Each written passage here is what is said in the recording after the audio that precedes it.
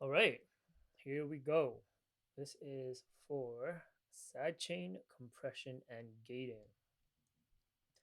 Okay, so I just put together a little session here. It's nothing too crazy. It's just kick, snare, some percussion, bass line, and um, one pad and a few vocals. So I will play you the kick so you can get a feel for what it sounds like.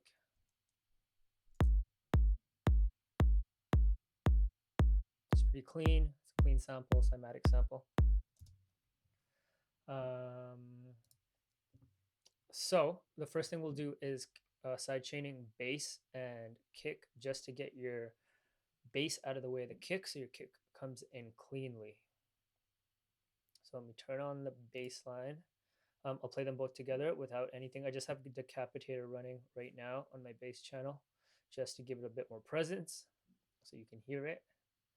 Other than that, this is it. I also put a couple of the notes um, playing at the exact same time as the kick on purpose so you can see the clash. Oops, let me play that from the beginning.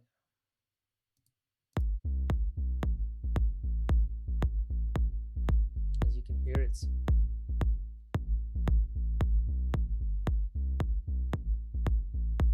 you can hear some of those notes are really clashing, and then the kick isn't cutting through. So let's throw in a compressor, enable sidechain, input from the kick, boom. I like to start with my ratio around like 3.5 to 4, somewhere around there.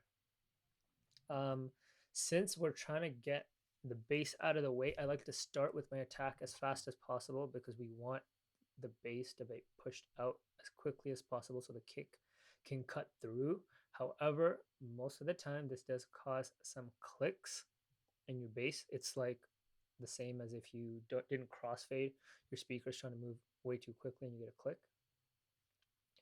And then for the release, what I generally like to do is I'll go highlight my sample, really zoom in so I can see the transient. And then I'll say, let's say my transient's like here. If you look at the bottom left of my screen, I'll highlight it with the mouse. Maybe even a bit more there, yeah. If you look at the bottom left of the screen with the mouse, I'll highlight it here.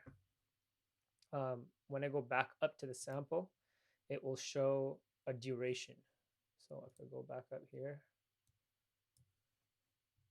it says duration 17 milliseconds. So I'm going to set my compressor release time around 17, like 20 milliseconds, just so by the time the transient's over the release, it's letting the bass back in because we don't really want to hear that the bass is gone. The average listener, you want it to hear, you want it to sound like the bass and the kick are playing at the same time. We just need enough time for that transient to sneak through. So I'm going to set this to about 20 milliseconds. Attack. So if I play the bass right now, it's gonna most probably give us a bit of clicks. So I haven't even put the threshold down yet. I haven't even put the threshold down yet, and it's already clicking. I can hear it.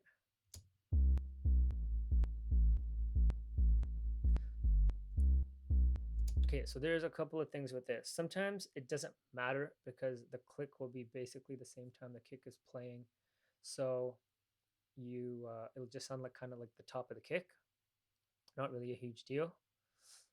We can try a couple of other fixes. So like I said, the biggest thing is trying to move stuff away too quickly. So we can try moving the attack time. This does fix it, but if we're trying to get it out fast enough within those 20 milliseconds of transients playing, generally it might not work, but let's try it and see.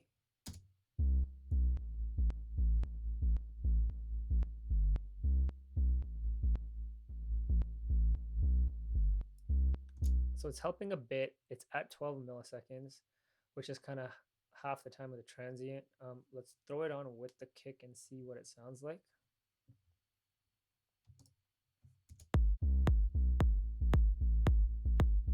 So it's already sounding way cleaner. Let me turn it off again.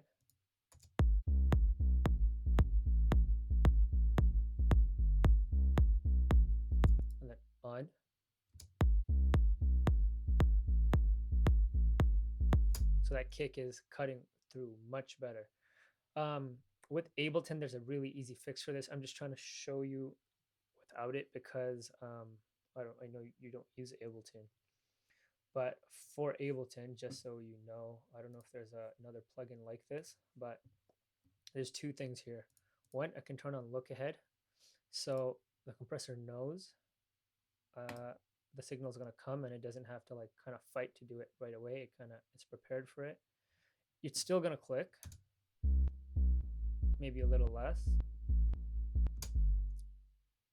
The other thing is this RMS button. This basically changes the way the compressor behaves, and I think it's not just doing like cutting peaks. This is for a lot of incoming signal, and it makes a night and day difference. Huge difference. So if I put this on, I can probably put my attack faster again and see what happens.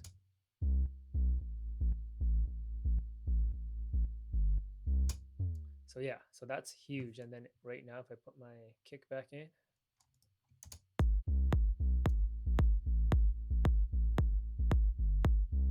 that's perfect.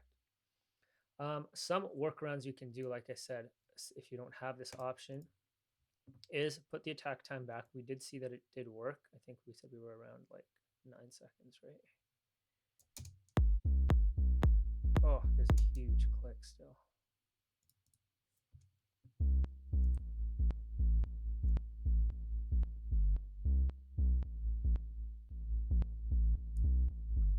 Okay, so the other thing, you can bring your threshold up.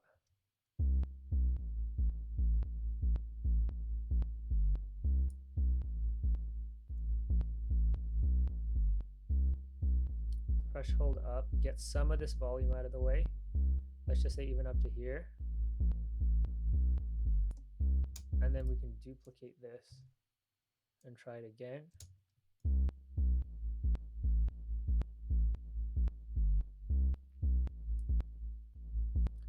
I mean, it's better. It's not perfect. However, let's try it again with the kick.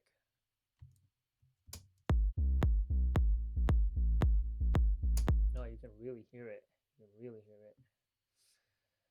The other thing is you can use LFO tools. I don't have one right now, but it's basically a volume shaper LFO tool. It can move the volume out of the way a little smoother than this compressor. I'm not sure if it's this compressor because it has a way to do it. Let me try it with the glue compressor and see how it sounds. It's just another stock compressor. Let's see how this one does. So I'm going to set my ratio still about 4. My release, I'm going to set to 0.2, 20 milliseconds, fast as possible. Sidechain, hit that kick. And I'm going to start moving the threshold down.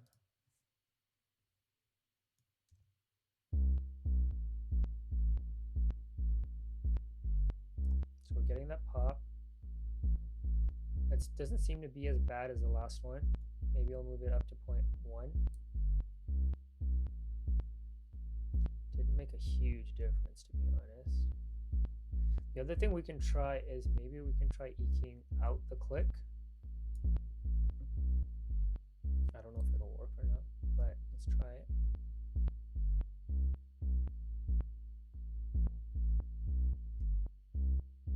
I mean, that is better, much better.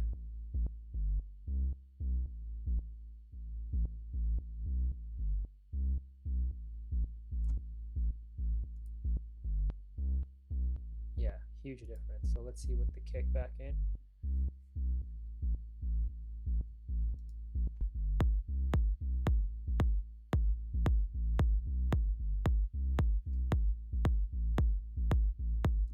So as you can see again, yeah, huge difference between off, no sidechain,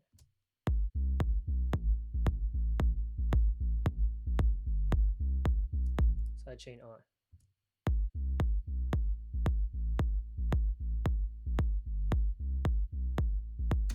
So that's number one. That's for clarity. The other thing we were going to do with sidechain was vocal. So I sang this vocal, man. It sounds like shit. But Let me play it for you. Yeah, let me play this for you.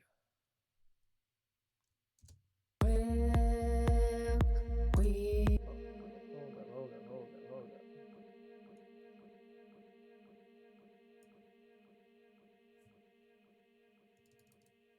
I'd made a video earlier with this, and I used my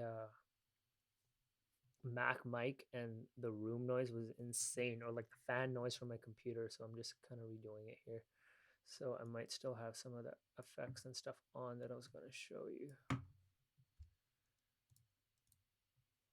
Yeah.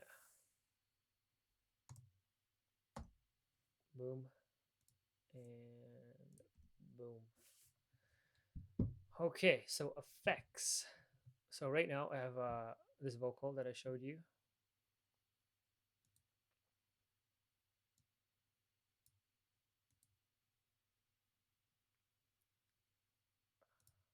Okay, this is the vocal. I have a fab filter on this send, and for on the return track here, and I have a H delay on this return track here. This is my this is my send level. So I'm gonna send. I'm just gonna send a lot just for the purposes of the demonstration. So here we go. We come together. We come together. So as you can obviously hear, it's drowning in reverb. So I'm going to go on my reverb track, do the exact same thing as last time. Compressor, throw it on, enable sidechain input from that vocal, which I believe is vocal 2. And same thing, I'm probably going to put it around 4. We don't need to go too crazy on it. Attack, want it pretty quick, I'd say. So we can play around with that a bit. The release, I'm going to have, just for now, I'm going to have it quick, and then we'll play with that at the end. So, yeah, I'm just going to play it and start bringing the threshold down, see what it sounds like. But basically, we want it controlled when it's there, and then when the vocal's there, the main vocal, and as it stops, to have like a throw of reverb. We come together. We come together. We come. So that's actually sounding pretty decent. I want to turn the compressor off just to AB it. We come. Versus. We come. I feel like in this case, it actually sounds better without sidechaining it, because that track is so sparse, so it actually gives the vocal some depth. But just for demonstration purposes, you can tell that the vocal is getting clearer. We can also play with the release a bit just to see, you can kind of have it fade in instead of just popping in. So let's play around with the release a bit. We come together. So that's a lot smoother now. This time it doesn't just pop in, it kind of like fades in almost. We come together. We come together. So yeah, that's for vocals. It'll be the exact same process for delay. I could probably just copy this compressor over. I'm just going to mute the reverb for now and crank up the delay here. This is the delay send. We come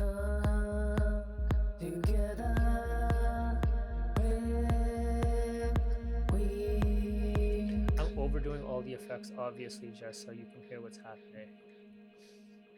My H delay is, I think, just quarter notes. Yeah, quarter notes. Nothing crazy. High passed a bit here. Sorry, low passed a bit here, high cut a bit here. And I'm just going to copy that one over and see what it sounds like.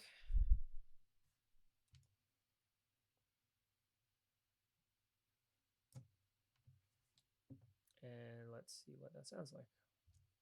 When we come together, when we... See, I feel like for the delay, I would probably rather not have it fade in and kind of just come a little faster.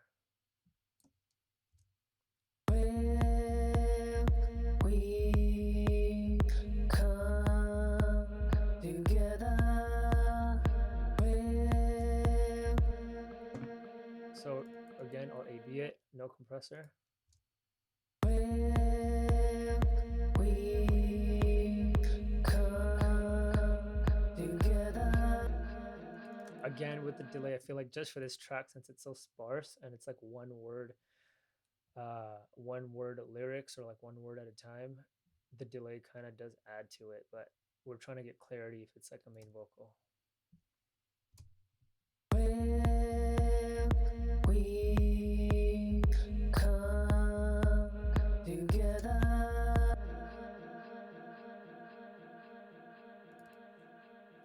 So I'm going to just try it. Reverb and delay are both on now.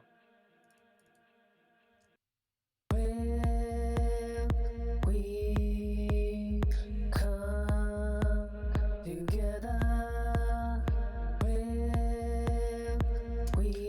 So there's like a nice play between like you know, like the vocal leaving and then the effect coming in, and then the vocal coming in, the effects leaving.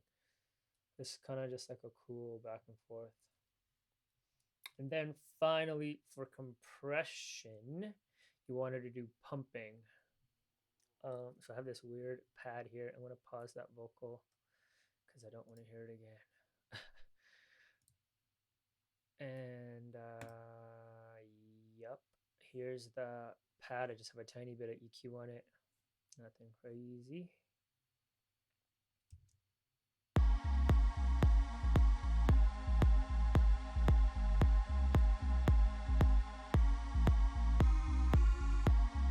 So that's the pad.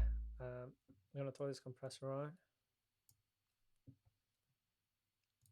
Now we're going to sidechain this to the kick as well. Same thing. I'm going to start with a fast attack and probably around the same ratio. It's just my go-to kind of starting point. And release. This is super important for pumping. This is, I'll get into that after, but let's just start with fast release, fast attack, and play and bring the threshold down.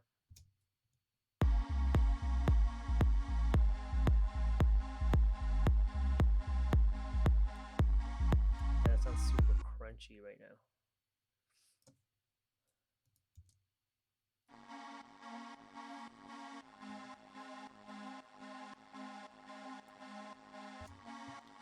Yeah, so I'm gonna bring this attack up a bit.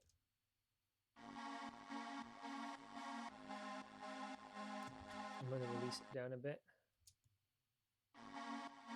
So that fixed the crunch right away, that release.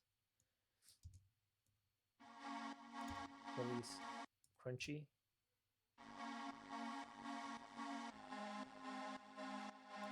So I'm gonna bring the attack back now since the release fixed that crunch.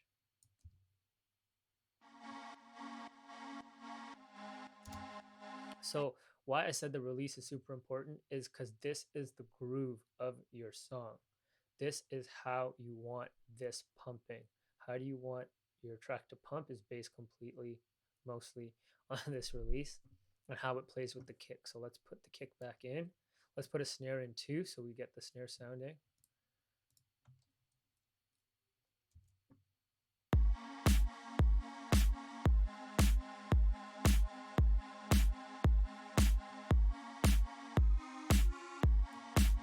Sorry, I put my snares late just because I thought it sounded it sounded cool, but I'm gonna put them back.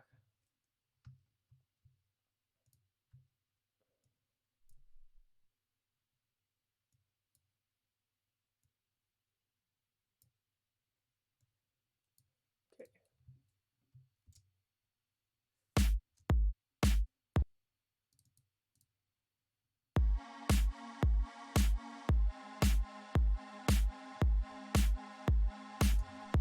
So yeah, let's play with this release a bit and then see kind of what happens.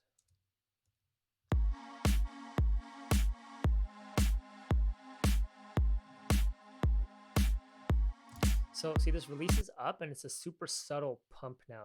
The gain reduction isn't going back all the way down before the next kick comes in. It's still on the way. It's still on the way back when this kick is coming in. If you want a big pump, shorter release. And then also the more you hit your threshold down, you'll get even a bigger pump.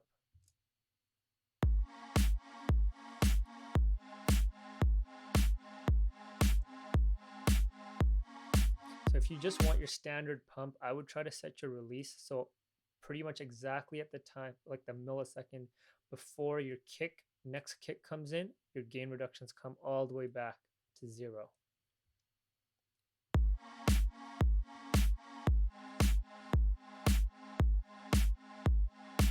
But there's a difference between like this. This will be a fast back to 0.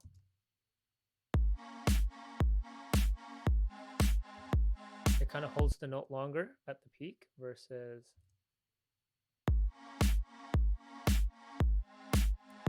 this is more like constant movement.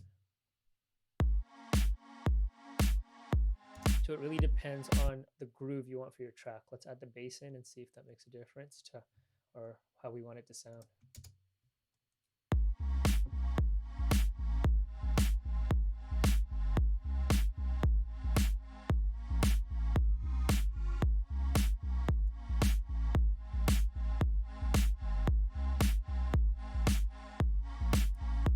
So yeah, I kind of like the release coming in a bit, releasing a bit quicker. So man, that's basics of sidechain compression. I'll just get into some really quick gating stuff. And there's only 2 things I want to show you on gating. So let's get into that. Let me add our hats in here. I'm going to take this pad off. Okay, so what I want to show you first is the white noise. I just have a standard white noise. I just printed it from a synth.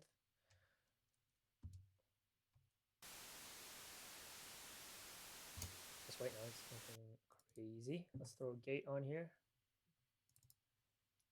Just a stock Ableton gate. Same thing. I'm going to enable sidechain audio from the snare. So every time the snare hits, we're going to get a little touch of white noise. Here's a snare by itself.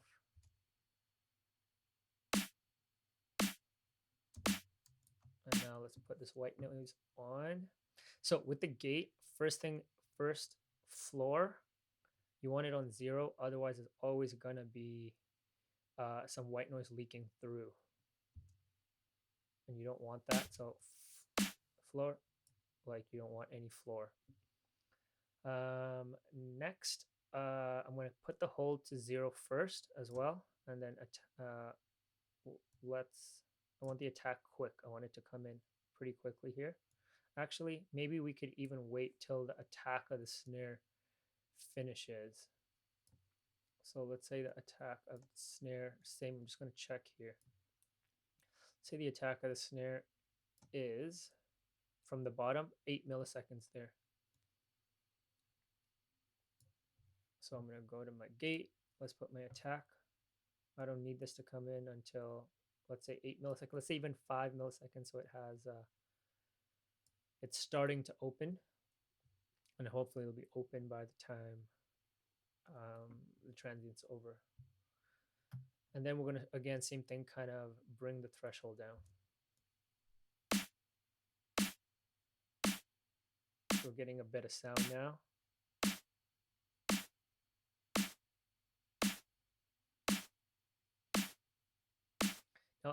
Now it might sound a bit disjointed, like it's not the same instrument, especially in solo. But when you get it with everything else playing, you get like a cool, almost like a delay or a flam, or it's just like a cool groove. But we'll make it sound a bit more cohesive. So I'm gonna actually bring this threshold up a bit. We don't need that much. I'll bring the hold time up a tiny bit.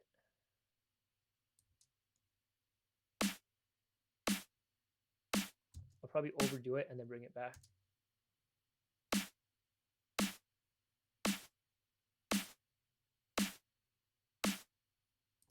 So that kind of sounds nice to me. It sounds like the snare is ending around the same time that this is ending.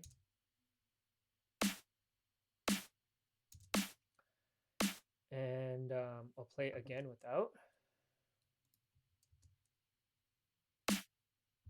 Width. In context.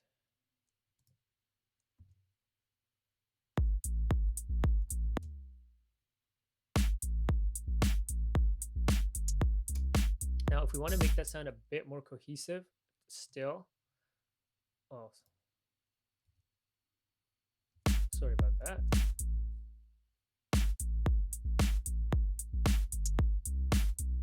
If we want to make that sound a bit more cohesive still, what we can do is just group these, or I don't know how you do it on your DAW if you're using Pro Tools, right? Yeah, so just, I don't know how Pro Tools works anymore, man. Maybe just bust them out to the, yeah, just make a bus. So this is the same thing I'm doing. I'm going to group them, which is basically making a bus. And I'll throw a compressor on that. I'm going to use the glue compressor because I'm trying to glue them together, basically. And yeah, I'll probably have a short attack. And we're just going to play with the release, basically. I'm just going to solo up this the group.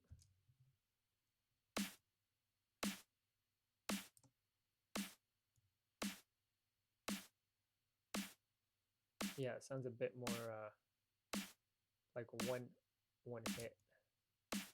Bring the make up, so we're losing 8 dB.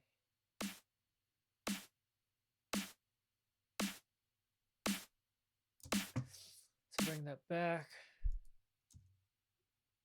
I mean, it might have overdone it a bit, but you get the idea.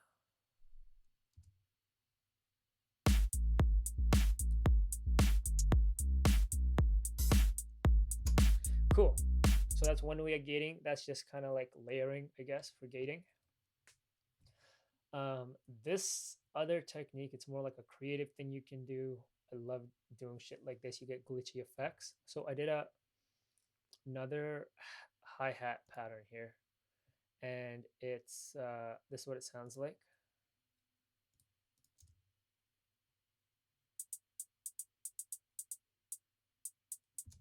Right, with let's say put it in with the kick and snare just so you hear.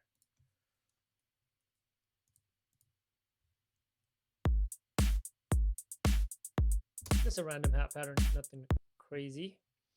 But what I do is it's basically going to be a ghost channel. So my output is set to sends only. It's not going to come out of the master. And then I recorded this other vocal track, which you hear right here. You could come here, drive up the boogie. You could come here, drive up the wall. You could come here, drive up the boogie. You could come here, drive up the wall. Everything. You could come here, drive up the boogie. You could come here, drive up the wall. Let's say this is just a vocal I imported from somewhere, and I want to make it glitch. So I'm going to throw a gate on here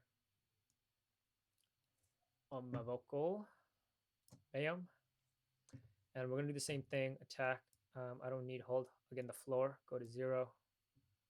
And we're going to start bringing this down.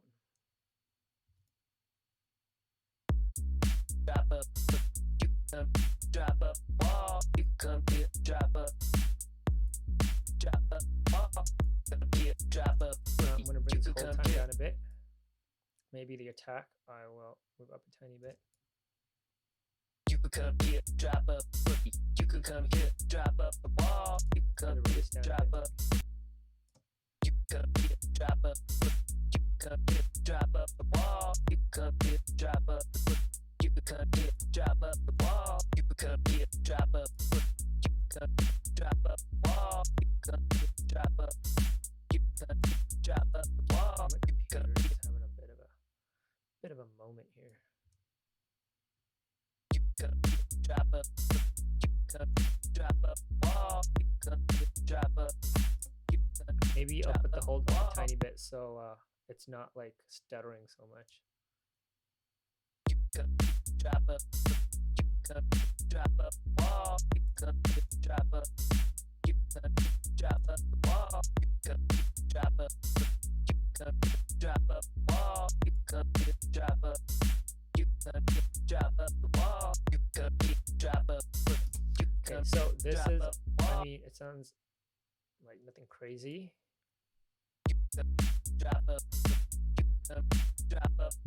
But what if we did something like throw a frequency shifter in there and then, you know, I don't know, made it just not sound like a vocal?